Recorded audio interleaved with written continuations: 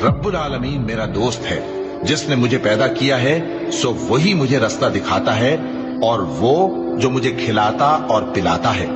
और जब मैं बीमार पड़ता हूं तो मुझे शिफा बख्शता है, और वो जो मुझे मौत देगा और फिर जिंदा करेगा, और वो जिससे मैं उम्मीद रखता हूं कि क़यामत के दिन मेरा कसूर बख्शेगा। ए परवरदिगार, मुझे इल्म दानिश अता फरमा और नेकूकारों में शामिल फरमा, और बाद वाले लोगों में मेरा जिक्र नेक बाकी रखियो, और मुझे नेमत की बहिश्त के वारिसों में शामिल कीजो, और मेरे बाप को बख्श दे कि वो गुमराहों में से है, और जिस दिन लोग उठा खड़े किए जाएंगे मुझे रुस्वा न कीजो,